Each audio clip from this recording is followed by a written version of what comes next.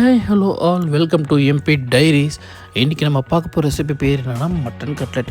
எப்படி ரொம்ப ஒரு லோ இன்க்ரீடியன்ஸ் வச்சு ஷார்ட் டைமில் ஒரு டேஸ்ட்டான ஒரு மட்டன் கட்லெட் செய்யலாம் நம்ம பார்க்கலாம் வாங்க. அதுக்கு தேவையானதெல்லாம் ஒரு 200 கிராம் மட்டன் வாங்கிக்கோங்க. அது கொத்துக்கறியாக வாங்கிக்கோங்க. அப்படி இல்லாட்டி வீட்டில் வாங்கிட்டு வந்து அதோட போன்ஸில் ரிமூவ் பண்ணிவிட்டு அதை ஃப்ரெஷ்ஷை மட்டும் போட்டு மிக்சியில் அரைச்சி எடுத்துக்கோங்க.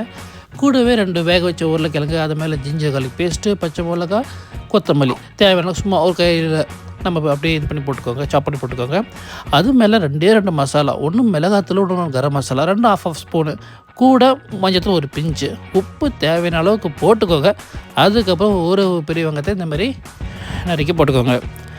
அதுக்கப்புறம் பார்த்திங்கன்னா இந்த ஜென்ரலாக பார்த்திங்கன்னா இந்த பிரெட் கிராம்ஸ் போடுவாங்க. ஸோ இந்த மாதிரி கரெக்டாக ஒரு நாள் டேஸ்ட்டாக வரதுக்கு. பட் நம்ம பிரெட் கிராம்ஸு பதிலாக அரிசி மாவு யூஸ் பண்ண போகிறோம். பாருங்கள், இந்த மாதிரி அரிசி மாவு மேலே போட்டுட்டு நல்லா போட்டு மாவு பிசைய மாதிரி பிசைஞ்சிட்டு கையில் ஒரு உருண்டை மாதிரி போண்டா மாதிரி ஊட்டிட்டு அதுக்கப்புறம் மசாலாவோட மாதிரி முன்னாடி ஒரு தட்டு பின்னாடி ஒரு தட்டு போட்டு அழகாக ரெடி பண்ணி வச்சுக்கோங்க. நெக்ஸ்ட்டு ஸ்டவ் பற்ற வச்சுக்கோங்க. ஓகேங்க. நெக்ஸ்ட்டு ஸ்டவ் பற்ற வச்சோமா, அதில் பேனை வச்சோமா, அங்கங்கே வறுக்கிறதுக்கு தேவையான அளவுக்கு கொஞ்சம் ஆயில் ஸ்ப்ரெட் பண்ணோமா, அது மேலே நம்ம தட்டி வச்ச மட்டன் கட்லெட் எடுத்து அங்கங்கே ப்ளேஸ் பண்ணணும். ஸோ ஃபுல்லாக ப்ளேஸ் பண்ணியாச்சு. நல்லா கொதிச்சிட்டு இருக்குது ஆயிலில்.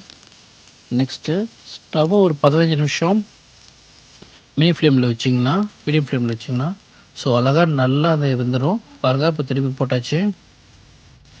அடுப்பில் வச்சு ஒரு 3 to 5 மினிட்ஸ்லேயே திருப்பி போட்டுருங்க. அதுக்கப்புறம் ஆஸ் யூஷுவல் மாறி திருப்பி போட்டிங்கன்னா சூப்பரான ஒரு கட்லெட் ரெடி ஆகிடும் 15 மினிட்ஸில் மீடியம் ஃப்ளேமில். அண்டு இந்த அளவுக்கு ஸ்மால் இன்க்ரீடியன்ஸ் யூஸ் பண்ணி ஷார்ட் டைமில் ஒரு சூப்பரான கிறிஸ்பியான மட்டன் கட்லெட் ரெடி. இதோ உங்களுக்கு ஸ்பெஷல் ஸ்நாக்ஸ்.